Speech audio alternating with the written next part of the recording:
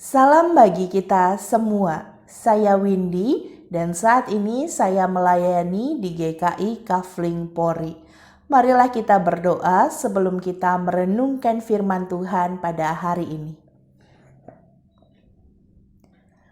Ya Tuhan yang begitu mengasihi kami mengucap syukur untuk setiap hal yang boleh terjadi di dalam kehidupan kami. Saat ini kami datang untuk mendengarkan firman-Mu. Sapalah setiap kami melalui firman-Mu.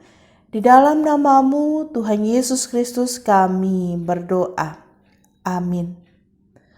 Bapak, Ibu, dan rekan-rekan, firman Tuhan pada hari ini diambil dari Lukas pasal yang ke-24 ayat 13 sampai 16.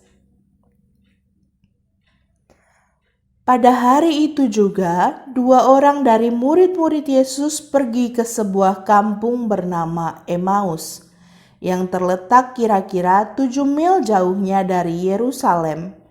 Dan mereka bercakap-cakap tentang segala sesuatu yang telah terjadi. Ketika mereka sedang bercakap-cakap dan bertukar pikiran, datanglah Yesus sendiri mendekati mereka, lalu berjalan bersama-sama dengan mereka. Tetapi ada sesuatu yang menghalangi mereka sehingga mereka tidak dapat mengenal Dia. Bapak, Ibu, dan rekan-rekan, mana lebih Bapak Ibu sukai, jalan sendiri-sendiri atau beramai-ramai bersama dengan teman atau keluarga? Bacaan kita pada hari ini berkisah tentang 2 orang murid yang sedang berjalan, tetapi bukan jalan-jalan. Kedua murid ini adalah Kleopas dan salah satu temannya yang namanya tidak disebutkan. Mereka berdua tengah berjalan menuju ke Emmaus. Kita tentu tahu bahwa hari-hari sebelum perjalanan ke Emmaus adalah hari-hari yang berat bagi para murid. Hari-hari yang penuh dengan kesedihan, penuh dengan ketakutan dan kemurungan akibat dari kematian Yesus. Setelah peristiwa tersebut, para murid memutuskan untuk memilih jalan mereka masing-masing, termasuk Kleopas dan salah satu rekannya. Mereka memutuskan untuk pergi ke Emmaus. Tidak dapat dipungkiri memang ada orang-orang yang seperti Kleopas dan temannya ini. Ketika datang masa-masa sulit, masa-masa yang sukar, mereka akan lebih suka menghindar dan menarik diri lalu pergi. Sepanjang perjalanan, Kleopas dan rekannya berbincang tentang kesedihan, tentang kegelisahan dan kekecewaan akibat dari realitas yang mereka hadapi tidak sesuai dengan harapan mereka. Di dalam titik terendah dengan penuh kesedihan dan tanpa harapan, Yesus yang bangkit datang menjumpai mereka di dalam perjalanan mereka. Tetapi Bapak, Ibu, dan rekan-rekan, sayangnya mereka tidak dapat mengenali Yesus. Membayangkan kisah ini divisualisasikan dalam bentuk film atau pertunjukan pasti akan membuat kita gregetan.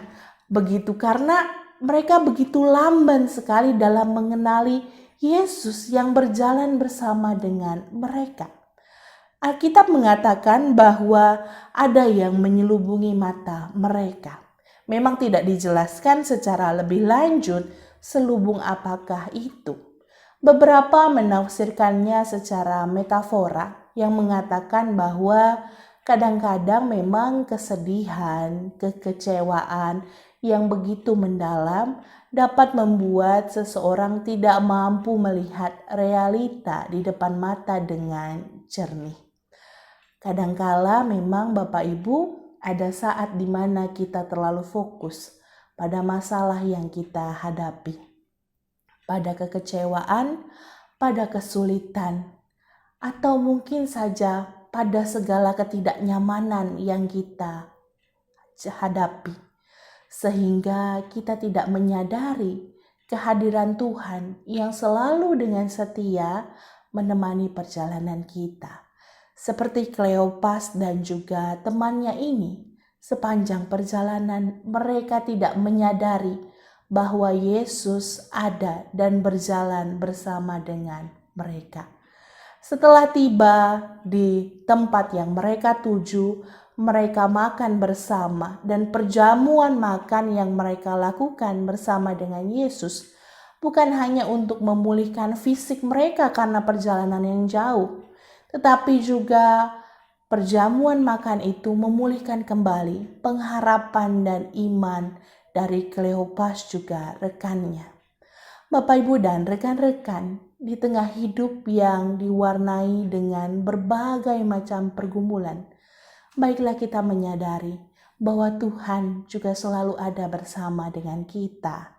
Masa sulit tidak harus selalu direspons dengan mengasingkan diri, menutup diri dari komunitas yang ada atau dari persekutuan yang ada.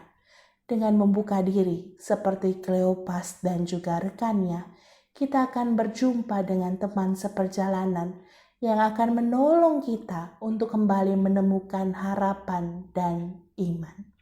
Memang benar kita tidak tahu apa yang akan terjadi hari esok, apa yang akan kita alami. Namun satu hal yang kita tahu bersama adalah dengan siapa kita berjalan hari esok, minggu esok, tahun depan, dan selamanya.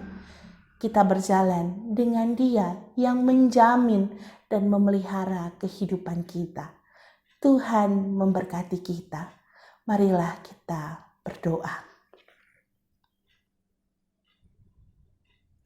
Ya Tuhan, kami mengucap syukur untuk setiap hal yang terjadi dalam kehidupan kami. Kami bersyukur untuk setiap hal baik dan hal buruk, untuk setiap kebahagiaan dan kesedihan, untuk setiap tikungan dan tanjakan yang kami hadapi di dalam hidup ini. Mampukanlah kami untuk melihat dan merasakan kehadiran-Mu dalam hidup kami.